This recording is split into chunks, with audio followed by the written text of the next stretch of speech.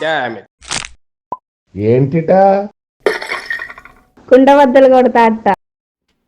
నమస్కారం, కుండబద్దల ప్రేక్షకులకి స్వాగతం. గుడివాడ అమర్నాథ్ గుడ్డు మంత్రి, గతంలో వైసీపీ అధికారంలో ఉన్న సమయంలో ఉండేవాడు. ఆయన మీద ఈ రోజున గుడ్డు పగిలింది. అంటే స్వయంగా ఆయన మీద కొట్టారని కాదు, కానీ వంగలపూడి అనిత మీద ఆయన చేసిన కొన్ని వ్యాఖ్యలు ఈ రోజున మహిళా లోకంలో ఒక పెద్ద ప్రకంపన సృష్టించింది. మహిళలు అందరూ కలిసి ఆయన బ్యానర్ని, దిష్టి బొమ్మని కూర్చోబెట్టి గుడ్డు తీసుకొని పగలగొట్టారు. దాదాపుగా ఈ గుడివాడ అమర్నాథ్ చేసిన వ్యాఖ్యలు బాగా దుమారం రేపుతున్నాయి. వైసీపీని ఒక ఇంత డిఫెన్స్ లో పడేసినట్టుగా తయారై కూర్చుంది. కాకపోతే వైసీపీలో కూడా కొంతమంది మహిళా నాయకులు ఉంటారు కాబట్టి వాడు వీడు అని మాట్లాడితే అది అలా అనుకుంటుంటారా, ఇలా అనుకుంటుంటారా అని చేసినా, ఇప్పుడు మహిళా కమిషన్ కూడా దీని మీద చాలా తీవ్రంగా స్పందించడం మొదలుపెట్టింది.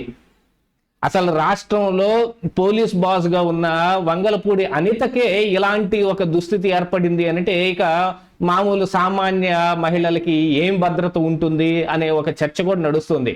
దీంతో పాటుగా గుడివాడ అమర్నాథ్ చేసిన చాలా రకాలైన వ్యాఖ్యలు, చాలా రకాలైన చేశాడు. ఆవిడ బాడీ షేమింగ్ దగ్గర నుంచి ఏదో ఆయన వాడి తీసి అవతల పాడేస్తే వంగలపూడి అనిత ఆయన దగ్గరికి వెళ్ళి బాబాబు ఇది నాకు ఇస్తే నేను కొంచెం వాడుకుంటాను అని అడుక్కున్నట్టుగా, ఏదో గవర్నమెంట్ ఇచ్చిన ప్రోటోకాలు దాన్ని కాదు, వీళ్ళు సొంతగా ఇంట్లోంచి తీసుకొచ్చి డబ్బులు పెట్టినట్టుగా మాట్లాడుతున్న కొన్ని వ్యాఖ్యలు కూడా ఈ రోజున బాగా దుమారం రేపుతున్నాయి. గతంలో ఇదే వంగలపూడి అనితని బేస్ చేసుకుని ఆర్కే రోజా అసెంబ్లీలోనే బాడీ షేమింగ్ చేసింది. ఆ బాడీ షేమింగ్ ఆ కారణానికి అప్పుడు ఆవిడని అసెంబ్లీ నుంచి బహిష్కరిస్తే మళ్ళీ అసెంబ్లీలో కూడా అడుగు పెట్టలేకపోయింది. మళ్ళీ ఇప్పుడు అదే అనిత మీద తాను ఒక మగాడిని, ఆవిడ ఒక మహిళ అని కూడా చూడకుండా ఆయన చేసిన కొన్ని వ్యాఖ్యలు, ఆవిడ వేసుకున్న మేకప్ ఎవరైతే ఏమిటి, కొన్ని గుడివాడ అమర్నాథ్ ఏమన్నా మేకప్ వేసుకోలేదా అంటే గతంలో కొన్ని ఫోటోలు దిగాడు. ఆ ఫోటోలు దిగి చూడండి పవన్ కళ్యాణ్ కంటే కూడా నేనే అందంగా ఉన్నాను, పవన్ కళ్యాణ అతనెవరు, నాకు మించినోడు ఎవడున్నాడు అని చెప్పుకొని ఫోటోలు దిగాడు. చూడండి ఆ రోజుల్లో ఈయన కూడా ఫోటోలు దిగటానికి మేకప్ వేసుకున్నాడు. మహిళలు అంటేనే బాగా రెడీ అవుతారు, మేకప్ వేసుకుంటారు అనేది వాళ్ళకున్న పెట్టింది కదా పేరు. అది హోంమంత్రి అయితేనేంది, సినిమా స్టార్ అయితేంది, మిగతా ఎవరైతేనేందండి, మహిళలు కనీసం ఇంట్లోంచి బయటకు రావాలంటే ఫేస్ వాష్ చేసుకొని ఏదో ఒక క్రీమ్ రాసుకొని కొంచెం పెదాలకి లిప్స్టిక్ రాసుకోకుండా బయటకు వచ్చే ఆడవాళ్ళని ఈరోజు ఎవరైనా చూపిస్తారా? పల్లెటూరు దాకా మేకప్ చేరిపోయింది. దాన్ని యాక్సెప్ట్ చేయలేకపోతున్నారు ఈ వైసీపీ నాయకులు. ఎందుకంటే వీళ్ళంతా పెత్తందారి, పెట్టుబడిదారి వ్యవస్థలో నుంచి పుట్టుకొచ్చిన ఈ కొత్త కొత్త పుట్టగొడుగులు కదా, ఇలాంటివే కనిపిస్తాయి. అసలు ఇప్పటికీ ఇన్ని మాటలు మాట్లాడుతున్న గుడివాడ అమర్నాథ్ ఏం చేస్తాడు తెలుసా? గోల్ఫ్ ఆడతాడట. గోల్ఫ్ ఎందుకు ఆడతాడు, మిగతా ఏ ఆటలైనా ఎందుకు ఆడడు అని అంటే దాని వెనక కూడా ఒక కారణం ఉంది. మాలాంటి పెద్దవాళ్ళు, మాలాంటి పెట్టుబడిదారులు, మాలాంటి వాళ్ళు అందరూ ఆడాల్సిన ఆట ఇదండి గోల్ఫ్. ఏదో ఒక సినిమాలో సిద్ధు జొన్నలగడ్డ కూడా అంటాడు, నేను ఇప్పుడే గోల్ఫ్ ఆడొస్తున్నా. గోల్ఫ్ అంటే ఏందో తెలుసా? మీలాంటి బచ్చాగాళ్ళకి తెలియదు కదా, అది ఒక పొడుగాంటి కర్ర ఒకటి ఉంటుంది, ఒక చిన్న బాల్ ఉంటుంది. 2.5 hours ఒకటే టెన్షన్ తీసుకుని ఈ బాల్ ఆ బొక్కలో కొట్టడం ఎట్లా అని, దీనికోసంగా ఈ గోల్ఫ్ ఆడతాం అంటే అదేదో ఒక పెద్ద జమీందారులు ఆడే ఆట అన్నట్టుగా కనపడతా ఆ గోల్ఫ్ ఆడితే వాడు ఈ గుడివాడ అమర్నాథ్. ఆ గోల్ఫ్ ఆడతా కొన్ని ఫోటోలు కూడా తీసుకొని చూడండి గుడివాడ అమర్నాథ్ స్టైల్ ఎలా ఉందో అంటే, మరి ఇలాంటి మాటలు కాకుండా ఎలాంటివి వస్తాయి? ఇలాంటి ఒక భావజాలం ఉన్న వాళ్ళకి ఇలాంటివి కాకుండా ఎలా వస్తాయి? యాక్చువల్గా ఇప్పుడు ఆయన గుడ్డు మంత్రి అని ఎందుకు అంటున్నారు? గతంలో ఆయన అధికారంలో ఉన్న సమయంలో మాట్లాడిన మాటల మూలానే.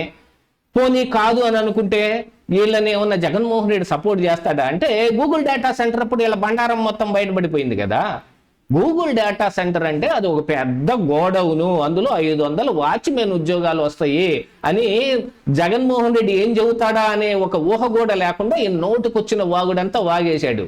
జగన్మోహన్ రెడ్డి లండన్ నుంచి తిరిగి రాగానే ఈ గుడివాడ అమర్నాథ్, సాక్షి ఈశ్వరు, అసలు సాక్షి పేపర్ వీళ్ళ పరువు మొత్తం తీసి పడేశాడు. ఆ గూగుల్ డేటా సెంటర్ తీసుకొచ్చింది నేనే. ఇక అక్కడి నుంచి ఏం చేయాలో అర్థం కాక వారం రోజులు ఇంట్లోంచి తల బయటలు పెట్టలేకపోయాడు ఈ గుడివాడ అమర్నాథ్. అలాంటిది ఇప్పుడు ఏదో వాళ్ళ పార్టీ కార్యకర్తలను ఉత్తేజపరచుకోవడానికి, మొత్తం సమాయత్తం చేసుకుంటానికి వెన్నుపోటుకు 2 ఏళ్ళు అనేదో కార్యక్రమం చేస్తే అందులో పాల్గొని మాట్లాడుతున్న మాటలు ఏమిటి అంటే, ఆవిడని తీసుకొచ్చి ఎర్రటి ఎండలో నిలబెడితే కేజీ కుప్పరాలుద్ది మేకప్, దాంతో గోడకి సున్నం కొట్టొచ్చు అని మాటలు మాట్లాడుతున్నాడు. ఇలాంటి మాటలు మహిళను ఉద్దేశించి మాట్లాడగలిగేవేనా? బాడీ షేమింగ్ చేసే ఇలాంటి గుడివాడ అమర్నాథ్ లాంటి వాళ్ళందరినీ పెట్టుకుని వైసీపీ మళ్ళీ 2029లో ఎలా గెలుద్దామని నోటికొచ్చిన అడ్డమైన బూతులన్నీ మాట్లాడటం, చెక్క భజనలు చేయటం, అది జగన్మోహన్ రెడ్డిని ఎక్కడ కనపడితే అక్కడ ఆకాశానికి ఎత్తి ఆయన్ని అట్టడుగు స్థానానికి 11 సీట్లకు పడేశారు. 151 సీట్లు వచ్చాయి నాకు అని విర్రవీగిన జగన్మోహన్ రెడ్డికి అటొకటి ఇటొకటి మిగిల్చి మధ్యలో 5 కాజేసింది ఎవరు అని అంటే ఈ గుడివాడ అమర్నాథ్, ఆర్కే రోజా, కొడాలి నాని, వల్లభనేని వంశీ వీళ్ళందరూ కాదు. అయినా కూడా వీళ్ళకు నోటు దురుసు తగ్గలేదు. కాకపోతే ఇప్పుడు ఏంటంటే చట్టపరమైన చర్యలకు అనే దాని దగ్గరకు వచ్చేటప్పటికి ఒక మహిళను ఉద్దేశించి ఇలా మాట్లాడటం తగునా అని మరి మహిళా కమిషన్ కూడా దీన్ని ఈ కేసును టేకప్ చేయడం జరిగింది. సీరియస్గా ఆయనకు వార్నింగ్లు కూడా ఇస్తా ఉన్నారు. మహిళలు అందరూ కలిసి ఆయన ఫ్లెక్సీలు పెట్టి మరి గుడ్లతో పగల కొడుతున్నారంటే ఇలాంటి పరిస్థితి ఎందుకు తెచ్చుకునేది? ఇక బుల్లెట్ ప్రూఫ్ వాహనం అనే దాని దగ్గరకు వస్తే, నేను వాడి పడేసిన బుల్లెట్ ప్రూఫ్ వాహనం వాడుకుంటున్నావు, నువ్వు ఒక మనిషివేనా అన్నట్టుగా మాట్లాడాడు. ఈ బుల్లెట్ ప్రూఫ్ వాహనం ఏమైనా ఆ ఇంట్లోంచి తీసుకొచ్చి పెట్టాడా? ప్రజల సొమ్ము అంటే మా సొమ్ము మీరు అడ్డదిడ్డంగా వాడి పడేసి ఈ బుల్లెట్ ప్రూఫ్ వాహనాల్లో తిరిగారు ఆ రోజున. కాకపోతే ఏంటంటే ఇది ఒక ప్రోటోకాల్ కాబట్టి ప్రజలను పాలించడం కోసం ప్రభుత్వాలు ఏర్పడితే ప్రజలు ఎన్నుకున్న ప్రభుత్వాలు. ఇప్పుడేమన్నా వంగలపూడి అనిత దొడ్డిదారిని వచ్చేసి ఆవిడ హోంమంత్రి అయిపోయిందా? లేకపోతే అలా అవుతుంటే మీరు చూస్తా ఊరుకున్నారా? అంతటి ప్రభావం మీరు చూపించలేకపోయారు. అందుకే కదా 11 సీట్లకు మిమ్మల్ని కన్ఫైన్ చేసేసి ప్రజలు ఓడగొట్టి నాగటి కోయిలాగా చేసి పక్కన కూర్చోబెట్టారు. అయినా నోటు దురుసు తగ్గకపోతుండే ఎవరిని ఏం మాట్లాడాలి అనేది లేకుండా పోయింది.